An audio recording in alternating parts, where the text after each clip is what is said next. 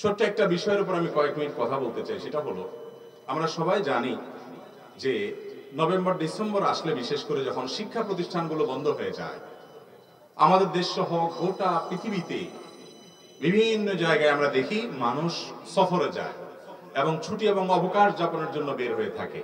আলহামদুলিল্লাহ, আমাদের এই প্রিয় মাতৃভূমি প্রিয় বাংলাদেশেও মানুষ যার যার সাধ্য অনুযায়ী মানুষ ঘুরতে চলে যায়। কেউ দাদা বাড়ি বেড়াতে যায়, কেউ নানা বাড়ি বেড়াতে যাও, কেউ কোনো পর্যটন স্পটে চলে যাও, কেউ কক্সবাজারে চলে যায়, এক একজন এক এক জায়গায় যায়। এই যে অবকাশ যাপন, এই যে ছুটি উদযাপন, এটা আমাদের রিফ্রেশমেন্টের জন্য আমরা করে থাকি। এটা আমরা করি যাতে করে নতুন করে আবার কাজের উদ্যম আসে। পড়তে পড়তে পরীক্ষা দিতে দিতে শিক্ষার্থীরা ক্লান্ত, সেই ক্লান্তি দূর করবার জন্য একটু ছুটিতে যেতে হয়, একটু ঘুরতে যেতে হয়, একটু অবকাশে যেতে হয়। কাজ করতে করতে আমরা ক্লান্ত, কিছুটা ক্লান্তি দূর করবার জন্য আমাদেরকে একটু রিফ্রেশমেন্টের জন্য যেতে হয় সফরে, একটু জার্নিতে, একটু ঘুরতে। ইসলাম এটাকে সম্পূর্ণ সমর্থন করে। আল্লাহ রাব্বুল আলামিন আমাদেরকে রাত দিয়েছেন কেন? যে কয়েকটি উদ্দেশ্যে রাত দিয়েছেন তার মধ্যে থেকে একটি হলো, দিনের বেলা আমরা কর্মকাণ্ড পরিশ্রম এগুলো সব করে রাতের বেলা যেন একটু ঘুমোতে পারি, একটু রেস্ট করতে পারি, যাতে আবার নতুন করে পরের দিন কাজ করার মতো চার্জ শরীরে হয়ে যায়। সেজন্য আল্লাহ তাআলা রাত দিয়েছেন। ওয়া জাআলনা লাইলা লিবাসা, রাতকে আল্লাহ তাআলা সেজন্য পোশাকের মতো আবৃত করার জন্য দিয়েছেন। তো অবকাশ যাপন এবং ছুটি কাটানো এটা ভালো জিনিস, কিন্তু ভাইরা আমার মনে রাখতে হবে, আমরা কাজ করতে করতে যখন অবসরে যাই বা ছুটিতে যাই বা একটু অবকাশে বের হই, এই সময়টাতে বেশিরভাগ মানুষ আমরা খেয়াল খুশি মতো চলে আমাদের অবকাশ যাপনটাকে আল্লাহর অবাধ্যতার কাজে ব্যয় করে সেটাকে একটা গুনাহের ট্যুর হিসাবে পরিণত করি। আর সেজন্য আমার কয়েকটি আবেদন থাকবে সেসব ভাইদের প্রতি যারা বিভিন্ন সফরে যান, বিভিন্ন ট্যুরে যান, বিশেষ করে ছুটি কাটাতে। সেটা ইয়াংরা হতে পারেন বা চাকরিজীবী হতে পারেন, শিক্ষার্থী হতে পারেন, যে কোনো বয়সের মানুষ হতে পারেন। প্রথম কথা হলো, মনে রাখবেন ভাইরা আমার, মানুষের জীবনের সবচেয়ে মূল্যবান সম্পদ হলো সময়। সময়ের চাইতে মূল্যবান কোনো অ্যাসেট মানুষের জীবনে আর নাই। টাকা পয়সা, সোনা গহনা, যত কিছু বলেন, এই সব কিছুর চাইতেও দামি জিনিসটা সেটা হলো সময়।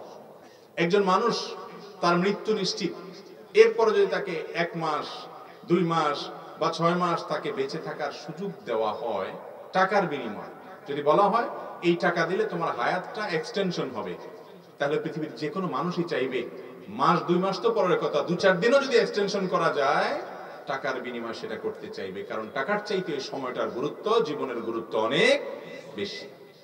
মুহতারাম হাজিরিন, আর সেজন্য আল্লাহ রাব্বুল আলামিন কোরআনে কারীমে দেখবেন কোথাও শপথ করেছেন ওয়াল আসর, যুগের, কোথাও শপথ করেছেন ওয়াস সুবহ, সকালের, কোথাও শপথ করেছেন ওয়াল ফাজর, ফজরের, কোথাও শপথ করেছেন ওয়াল লাইল, রাতের, কোথাও শপথ করেছেন ওয়ান নাহার, দিনের।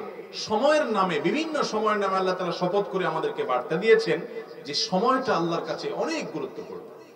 আমার তরুণ ভাইদেরকে বিশেষভাবে বলবো, তারুণ্যের যে সময়টা, এটা আমরা বেশিরভাগ সময় হেলায়, অবহেলায় এবং সাধারণ যে সমস্ত কর্মকাণ্ড, হাসি তামাশা ফুর্তি, এই সমস্ত কাজে আমাদের তারুণ্যের গুরুত্বপূর্ণ সময়টাকে আমরা ব্যয় করে ফেলি, যেটা উচিত নয়। অবকাশ, আপনি ছুটিতে যান, সেই ছুটিটা হতে হবে প্রোডাক্টিভ। খুব সংক্ষিপ্ত একটা জীবন নিয়ে আমরা দুনিয়াতে এসেছি, দেখতে দেখতে সেটা শেষ হয়ে যাবে। যারা বার্ধক্যে চলে গেছেন, 40-45 পার হয়ে গেছেন, তাদেরকে জিজ্ঞাসা করুন শৈশব এবং শিশুকাল মনে হবে কয়দিন আগে কাটিয়ে এসেছি, এই সবে মাত্র মনে হয়ে গেল কয়দিন আগে। দেখতে দেখতে জীবনটা পার হয়ে যায়। মালাকুল মউত যখন হাজির হয়ে যাবে, আপনি তখন যদি সুযোগ চান যে 1 ঘন্টা সুযোগ দাও 2-4 রাকাত নামাজ পড়বো, সেই সুযোগ কিন্তু আমরা কেউই পাবো না। এজন্য ছুটির যে সময়টা আছে, এই সময়টাকে সুবর্ণ সুযোগ হিসেবে নিয়ে এটাকে প্রোডাক্টিভ করার চেষ্টা করতে হবে। ইমানদার কখনো আনপ্রোডাক্টিভ কাজ করতে পারে না, অযথা সময় নষ্ট করতে পারে না। ক্বাদ আফলাহাল মুমিনুন আল্লাযীনা হুম ফি সালাতিহিম খাশিউন, ইমানদারদের মধ্যে সেই ইমানদার সফল হয় যে অহেতুক অনর্থক কাজ থেকে নিজেকে বাঁচিয়ে রাখতে পারে। ভাইরা আমার, ছুটি, আনন্দ, বিনোদন, এটা আপনি কাটানোর পাশাপাশি এটাকে প্রোডাক্টিভ করার জন্য কয়েকটি পরামর্শের প্রথম পরামর্শ হলো, আপনি ছুটির সময়টাতে কোরআনের কিছু সূরা, ছোট ছোট সূরা মুখস্থ করার জন্য পরিকল্পনা করেন। সারা বছর জুড়ে আমরা অনেকে কোরআনকে সময় দিতে পারি না। কিয়ামতের ময়দানে রাসূল করিম সাল্লাল্লাহু আলাইহি ওয়াসাল্লাম আল্লাহর আদালতে নালিশ করবেন এবং বলবেন, আল্লাহ আমার কওম কোরআনকে পরিহার করেছে, পরিত্যাগ করেছে, কোরআনকে সময় দেয়নি। ছুটির এই সময়টাতে ছোট ছোট সূরা, একটা সূরা মুখস্থ করেন, দুইটা সূরা মুখস্থ করেন, নামাজে মনোযোগ হয় না, সবাই অভিযোগ করেন, একই সূরা বারবার সব সময় পড়তে থাকেন। একটু নতুন একটা সূরা মুখস্থ করেন, সেটাকে আপনি নামাজে ট্রায়াল করেন, দেখবেন মনোযোগ আসবে ইনশাআল্লাহ। তাহলে ছুটির এই সময়টাতে আমরা ছোট ছোট সূরা পড়তে পারি, বুঝে পড়ার চেষ্টা করি, কোরআনের অর্থ জানার চেষ্টা করতে পারি, কিছু হাদিস জানার চেষ্টা করতে পারি। এটা যদি আপনি করেন ইনশাআল্লাহ আপনার ছুটিটা বরকতময় হবে এবং সুন্দরভাবে কাটাবে। নাম্বার 2, যাদেরকে আল্লাহ রাব্বুল আলামিন তৌফিক দিয়েছেন উমরা করার, সপরিবারে গেলে উমরা করে আমরা চলে আসতে পারি যাদের তৌফিক আছে। আর যারা সপরিবারে যেতে পারে না, একাকী যান। আজকাল আলহামদুলিল্লাহ আমাদের দেশ থেকে অনেকে ভারতে ঘুরতে যান, অনেকে মালদ্বীপে ঘুরতে যান, অনেকে শ্রীলঙ্কায় ঘুরতে যান, অনেকে অন্যান্য দেশে ঘুরতে যান। বহু মানুষ আজকাল বাইরে ঘুরতে যাচ্ছে। আলহামদুলিল্লাহ মানুষের আর্থিক সঙ্গতি দিন দিন ভালো হচ্ছে, এটা ভালো একটা দিক। কিন্তু ছুটির সময়টা যদি পরিবার নিয়ে বা আপনি একাকী মক্কা এবং মদিনা ঘুরে আসেন, দেখবেন আপনার এনার্জি কি পরিমাণ তৈরি হচ্ছে, ইমানের এনার্জিও হবে, আপনার কাজের স্পৃহাও বাড়বে, এবং এর পরবর্তী জীবনটার আগের জীবনের ভিতরে পার্থক্য দিনের আলোর মতো আপনি দেখতে পাবেন ইনশাআল্লাহ। আল্লাহ যাদেরকে তৌফিক দিয়েছেন আমরা সেই চেষ্টা করব ইনশাআল্লাহ। তৃতীয়ত যে পরামর্শ দিব তা হলো আত্মীয় স্বজনের হক আদায় করা। এটা কি সুন্নাত না ফরজ? ফরজ। এই ফরজটা আমাদের আদায় করা হয় না। ভালো করে শুনবেন, যদি জান্নাতে যেতে চান রক্ত সম্পর্কীয় আত্মীয়দের সাথে আপনার কানেকশন থাকতে হবে, যোগাযোগ থাকতে হবে, খোঁজ খবর নিতে হবে, যেটা অন্য সময় হয়তো ব্যস্ততার কারণে পারেন না। এই ছুটির সময়, অবসর সময় একটু তালিকা করে আপনার খালা, আপনার ফুফু, আপনার চাচা, আপনার চাচাতো ভাই বোন, আপনার আপন ভাই বোন, আপনার ভাস্তা ভাতিজি, আপনার ভাগনা ভাগ্নি, আপনার রক্ত সম্পর্কীয় যারা আছেন, আপনার ময়মুরব্বী যারা আছেন, তাদের তালিকা করে প্রতিদিন 2 মিনিট 4 মিনিট করে কথা বলেন। অন্য সময় কথা বলতে পারেন না, এই ফরজটা আদায় করার জন্য অবসর সময়টাকে আপনি ব্যয় করেন। আর 4 নম্বর পরামর্শ হলো স্কিল ডেভেলপমেন্ট করেন। আমাদের যার যে কাজটা জানা নাই, আপনি একটা প্রোগ্রাম জানেন না কম্পিউটারে, সেটা একটু শেখার জন্য উদ্যোগী হন। আপনি একটা নতুন কিছু শেখার জন্য চেষ্টা করেন। এই সময়টাতে আপনি ভালো একটা কোর্স করেন, অনলাইনে অফলাইনে অনেক উদ্যোগ আজকাল আছে। এটার মাধ্যমে আপনার এই ছুটিটা বিনোদনের পাশাপাশি, অবসরের পাশাপাশি, রেস্টের পাশাপাশি, রিফ্রেশমেন্টের পাশাপাশি ইনশাআল্লাহ মোর প্রোডাক্টিভ হবে। এই কাজটা আমি করার জন্য বিনীতভাবে আমাদের তরুণ ভাইদেরকে আমি আহ্বান করব। আমাদের অনেকেই আছে যে আমাদের স্কিল নাই, আমাদের তেমন কোনো দক্ষতা নেই, বা একটা দুটা দক্ষতা আছে, কেউ কম্পিউটারে শুধুমাত্র এমএস ওয়ার্ড জানে আর কিছু জানে না। ভাই আরো 2-4টা প্রোগ্রাম শিখেন। যত বেশি দক্ষ হবেন এই পৃথিবী আপনার তত বেশি মূল্য দিবে। আর আল্লাহর কাছে শক্তিশালী, দক্ষ ইমানদার দুর্বল ইমানদারের চেয়ে বেশি প্রিয়। এই জন্য যত বেশি দক্ষতা বাড়াবেন আল্লাহর কাছেও প্রিয় হবেন, দুনিয়া তো আপনার ভালো হবে। ছুটির সময়টাতে বিশেষ করে এই কাজটা আমরা করবো ইনশাআল্লাহ বিইذনিল্লাহ। 5 নম্বর পরামর্শ হলো, এই পরামর্শটা বিশেষ করে তরুণদের জন্য এবং সকলের জন্য প্রযোজ্য, এবং এই আমার সব পরামর্শগুলোর ভিতরে এটা হলো সবচেয়ে মূল পয়েন্ট, এবং আমি এটাকে বিশেষভাবে ফোকাস করতে চাই। সেটা হলো অবসর এবং অবকাশ যাপন করার জন্য আমরা চলে যাই কক্সবাজারে, আমরা চলে যাই সেন্ট মার্টিনে, আমরা চলে যাই সুন্দরবনে, আমরা চলে যাই অন্যান্য জায়গায়, যাই, ভালো কথা, আলহামদুলিল্লাহ, দোষের কিছু না। কিন্তু এর পাশাপাশি মাঝে মধ্যে ভোগের পাশাপাশি অবসরের সময়টাতে ত্যাগের সিদ্ধান্ত গ্রহণ করেন। ত্যাগ কিভাবে করবেন? একটা পরিবার কয়েকজন সদস্য আছেন, পঞ্চগড়ে চলে যান, সিদ্ধান্ত নেন এবার আমরা পরিবারের সবাই মিলে পঞ্চগড়ে চলে যাব, নীলফামারীতে চলে যাব, রংপুরে চলে যাব, এমন এলাকাতে চলে যাব। কথার কথা কয়েকটা বললাম, যে এলাকাতে মানুষের অনেক নিড আছে, মানুষ কষ্টে দিনাতিপাত করে, অনেক গরিব, অনেক অভাবী মানুষ সেখানে আছে, সেখানে একটু চলে যান, যে হোটেলে একটা রুম নেন এবং দিনের বেলায় বাচ্চাদেরকে নিয়ে চলে যান, গহীন গ্রামের ভিতরে ঢুকে যান, মানুষের জীবনযাপন দেখেন, বাচ্চাদেরকে বোঝান যে তোমরা কিভাবে চলো আর এরা কিভাবে চলে, তারা কত কষ্ট করে, তাদের শিশুরা কত কষ্ট করে স্কুলে যায়, তাদের লাইফ কি আর তোমার লাইফস্টাইল কি, বাচ্চাদেরকে একটু দেখান এবং তাদের হাত দিয়ে তাদেরকে সহায়তা করান, সাহায্য করান। সন্তানদের মধ্যে মানবিক মূল্যবোধ জাগ্রত হবে ইনশাআল্লাহ। এটা হারিয়ে গেছে আজ। এখন সন্তানদেরকে মা বাপ শুধু ভোগ শিখায়। ভোগ কিভাবে, সন্তান কি চায়। এই যে কুমিল্লা এলাকা, এই সমস্ত এলাকাতে প্রবাসী মানুষ একটু বেশি থাকে, তো প্রবাসীরা তো এমনি পরিবার থেকে দূরে থাকে বেচারারা। সন্তান শুধু মুখ দিয়ে বললো আব্বা এটা লাগবে, কি লাগবে, পিস্তল লাগবে, তো পিস্তলে কিনে দেয়। যদি বলে যে 20 লাগবে, আমার মনে হয় 20ও কিনে দিবে, এমন অবস্থা। ছোট বাচ্চা 1 হাত আধা হাতের একটা মোবাইল ধরায় দেয়, এটা দেওয়া আর 20 দেওয়া সমান। এগুলা বাদেও যদি বলি আমি, জামা কাপড় পোশাক আশা কি চায় সন্তান, মা বাপ সবকিছু প্রোভাইড করতে রাজি আছে, কিন্তু সন্তানকে মানবতার দীক্ষা দিতে মা বাপ রাজি। এই অনুরোধটা আমি আকুল ভাবে আপনাদের কাছে করছি। অবকাশ যখন পাবেন, সুযোগ যখন পাবেন, আমি চেষ্টা করি এই কাজটা করার। সেজন্য আপনাদেরকে বলছি, পরিবার নিয়ে চলে যান গরিব এলাকাগুলোতে, অবসর সময়ে চলে যান বস্তিতে, একটু বোঝাপড়া করে তাদের সাথে আলাপ আলোচনা করে যান যে একটু ঢুকছি, তাদের একটু হেল্প করেন, একটু পাশে দাঁড়ান।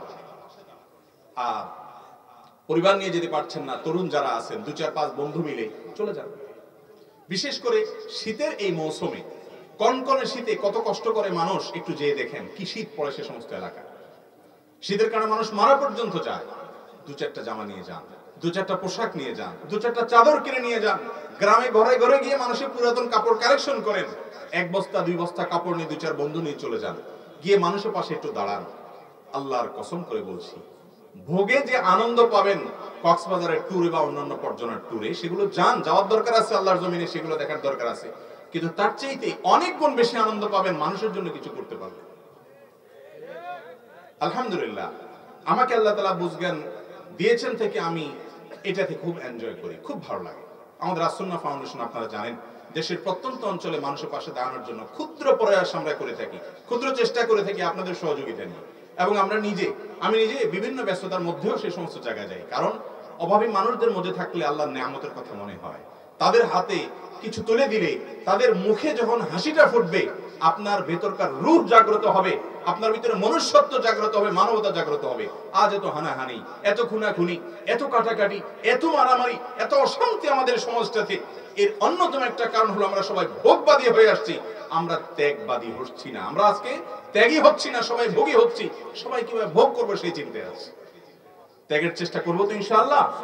তরুণ ভাইরা, আপনারা জাগলে সমাজ জেগে যাবে, এদেশের কোনো মানুষ কষ্টে থাকবে না। ইসলাম আমাদেরকে শুধুমাত্র সালাত সিয়ামই শিখায় নাই, ইসলাম আমাদেরকে মানুষের সেবা করার শিক্ষাও দিয়েছে। এজন্য ছুটির সময়টাতে বনভোজনে কক্সবাজার বহু গিয়েছেন, একটু উত্তরবঙ্গের দিকে যান, সেখানে আনন্দ ফুর্তি করেন হালাল পন্থায়। এর পাশাপাশি অভাবী মানুষের কষ্ট দেখলেও আপনি যে সুখে আছেন সেজন্য যে আনন্দ হবে, সেই আনন্দটা আপনার ভোগের চাইতে কম না, অনেক বেশি হবে। আল্লাহ আমাদেরকে তৌফিক দান করুন। তাহলে এটি 5 নম্বর পরামর্শ হলো, এবং সবচেয়ে গুরুত্বের সাথে এই পরামর্শটা বিশেষভাবে আমি বলছি, শীতের মৌসুম চলছে, এই মৌসুমে একটু উদ্যোগী হন যুবক ভাইরা। আপনারা যদি উদ্যোগী হন, 2-4 জন মিলে, 2-5 জন মিলে, 10 জন মিলে, অথবা একজন বন্ধুর সাথে পেলে তাকে নিয়ে চলে যান, সামান্য কিছু নিয়ে যান, কিন্তু শুরুটা করেন। আল্লাহ তাআলা আমাদেরকে তৌফিক দান করুন। 6 নম্বরের পরামর্শ হলো, আজকাল তরুণরা বিশেষ করে সিনিয়র এবং মুরব্বীদের সান্নিধ্য এবং সাহচর্য থেকে বঞ্চিত। দুর্ভাগ্য তাদের সময় নেই। স্কুল কলেজ, এত এঙ্গেজমেন্ট, কোচিং, আবার এদিকে ফেসবুকে এক একজনের 5000 করে বন্ধু। এত বন্ধুর হক আদায় করা, 5 জনের হক আদায় করা যায় না, 5000 বন্ধুর হক। এক বন্ধুর পোস্টে লাইক দেয় না, সে নাখুশ হয়ে গেছে, আনফ্রেন্ড করে দিছে, তারা কিভাবে খুশি করবে সেই চেষ্টা। আরেক বন্ধু মেসেজে বলছে যে হ্যাঁ আপনার পোস্টে সবসময় লাইক দেই, আপনি কখনো দিলেন না, এবার তারে খুশি করার চেষ্টা। এই সমস্ত প্লাস্টিকের বন্ধু খুশি করতে করতে আসল আপন যারা দাদা, চাচা, ফুফু, মুরব্বীরা, তাদেরকে সময় দেওয়ার সুযোগ আমাদের তরুণদের এখন আর হয় না। এই জিনিসটা কি ভালো না খারাপ, এটা বোঝার জন্য পণ্ডিত হওয়ার দরকার নেই। একটা শিশু বুঝে এটা খারাপ, কিন্তু এই খারাপের ভিতরে আমরা ডুবে গেছি কি যাইনি? ছুটির সময়গুলোতে পরীক্ষা টরীক্ষা হয়ে গেছে, যুবক ভাই আমার একটু ব্যতিক্রম হওয়ার চেষ্টা করেন। সবাই স্রোতে গা ভাসায়, সবাই নষ্টামের পথে চলে যায়, সবাই নোংরামের পথে চলে যায়, আপনি একটু স্রোতের বিপরীতে চলেন, 2-4 জন বন্ধুকে নিয়ে চলেন, আমরা একটু ভালো কাজ করি। চলে একজন মুরব্বীর কাছে যাই, একজন আলেমের কাছে বসি, কিছু নসিহত শুনি, নিজের কিছু সমস্যার সমাধান নেওয়ার চেষ্টা করি, সিনিয়রদেরকে একটু শ্রদ্ধা করি, মুরব্বীদেরকে সম্মান করি, আপনজন যারা রক্ত সম্পর্কীয় সিনিয়র আছেন, বাবার চাইতে বড় বা বাবার বয়সে আছেন, তাদেরকে একটু রেসপেক্ট করি, একটু তাদের সামনে দোজানো হয়ে বসে শ্রদ্ধা করে। এটা ইবাদত। এই ইবাদত আজ আমাদের কাছ থেকে হারিয়ে গেছে। ছুটির সময়গুলোতে অন্তত আমরা পার্সোনালি লিস্ট করে করে এই কাজটা করতে পারি। এটা 6 নম্বর পরামর্শ। 7 নম্বরের পরামর্শ হলো, যারা বিভিন্ন বনভোজনে যান অথবা বিভিন্ন পর্যটন স্পটগুলোতে যান, তারা সতর্কতার সাথে যাবেন। প্রতি বছর আমাদের কষ্ট লাগে যে সফরে বের হয়েছে, হয়তো কোথাও ঘুরতে গেছে, সেখানে দুর্ঘটনায় আপনার বিপদ হয়েছে, কেউ মারা গেছে, কেউ পানিতে ডুবে গেছে, সমুদ্র পাড়ে যেখানে সেখানে পাও দিয়েছে, সেখান থেকে তার জীবনহানি হয়ে গেছে। এরকম ঘটনা আমরা প্রায় শুনতে পাই। অতএব সফরের আগে সতর্কতার যত পন্থা আছে সেগুলো জেনে শুনে সতর্ক হয়ে যাবেন এবং সিনিয়রদেরকে সাথে রাখবেন। আজকাল যুবকরা মুরব্বীদের সাথে রাখতে চায় না, তারা নিজেরা নিজেরা একটু ফুর্তি ফার্তা করবে, কোনো সিনিয়র সাথে থাকুক এটা তারা চায় না, যার কারণে তাদের বিপদ তারাই ডেকে আনে। মনে রাখবেন, সিনিয়র এবং মুরব্বীদের সাহচর্য ছাড়া, তাদের তত্ত্বাবধান ছাড়া যুবকরা কখনো পরিপূর্ণ সফল কাম হতে পারে না। যে যুবক লাগামহীন, নিজেকেই স্বয়ং সম্পূর্ণ মনে করে, সে কখনো সফল কাম হয় না, হতে পারে না, সাময়িক হতে পারে, একসময় সে ধরা খাবে। এই জন্য সফরের আগে বিষয়গুলো আমরা মাথায় রাখবো এবং সতর্ক থাকবো। অসতর্ক হয়ে যদি কেউ নিজের জীবনকে ধ্বংসের দিকে নিয়ে যায়, সে আল্লাহর কাছে জবাব দিয়ে তার মুখোমুখি করতে হবে, সাবধান হতে হবে। 8 নম্বর হলো, শুধু এই সতর্ক হইলে হবে না, শরীয়ত সফরের কি মাসআলা মাসাইল রেখেছে সেগুলো জানতে হবে।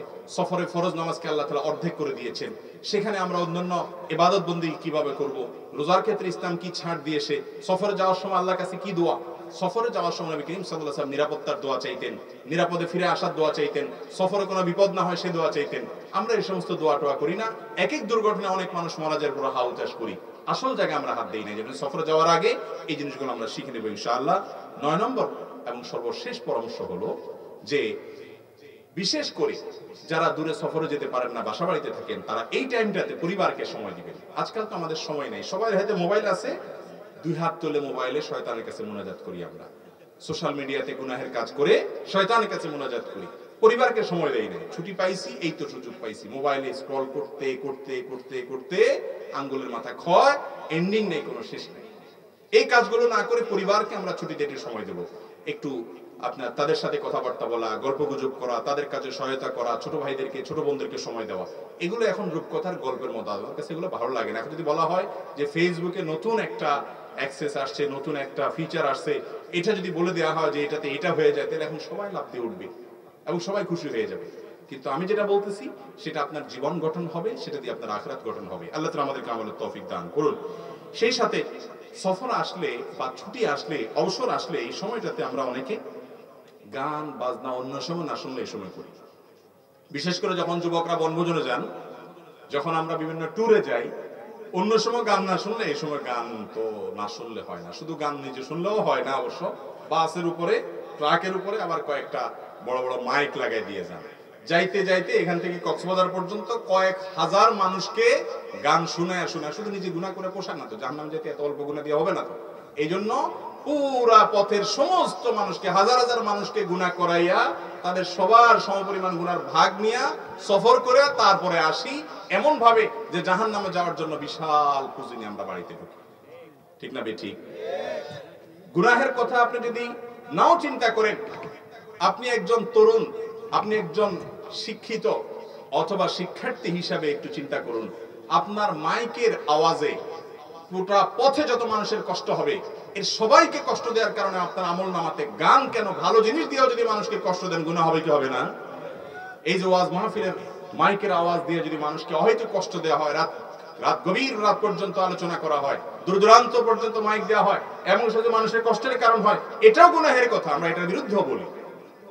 কোন মানুষের অধিকার নষ্ট করা যাবে না, কাউকে কষ্ট দেওয়া যাবে না, তাহলে ভালো মুসলমান হওয়া যাবে না। এজন্য সফরে যারা হারাম কাজ করেন, মিউজিক ইত্যাদিতে ডুবে থাকেন, আল্লাহর ভয় থাকা উচিত। যে কোনো মুহূর্তে অ্যাক্সিডেন্টে মৃত্যু এমনিও হতে পারে, সফরে আরো বেশি, সেখানে আল্লাহর জিকির হবে।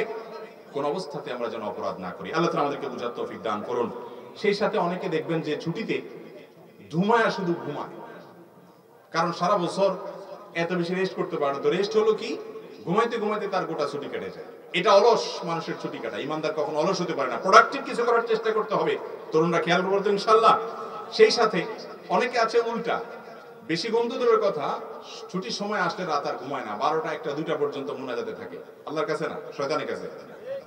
সেই মুনাজাতে আপনার রাত 2টা 3টা বেজে যায়, ঘুমাইতে ঘুমাইতে আর ফজর পড়া হয় না। আছে না না এরকম?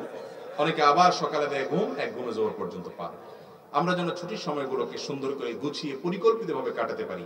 ছুটিটা যেন আমার আখিরাতেও আমার পুঁজি সংগ্রহের মাধ্যম হয়, দুনিয়াতেও আমার ডেভেলপমেন্টের মাধ্যম হয়, আমার জন্য স্কিল এবং দক্ষতা বৃদ্ধি হয়। সেই সাথে ছুটিটা যেন আমার জন্য নিরাপদভাবে কাটে, আল্লাহর সন্তুষ্টি অর্জনের মাধ্যম হয়। আল্লাহ তাআলা আমাকে, আপনাকে, আমাদের সবাইকে সেই তৌফিক দান করুন। জাযাকুমুল্লাহু খায়রা ওয়া আখিরু দাওয়ানা আলহামদুলিল্লাহি রাব্বিল আলামিন।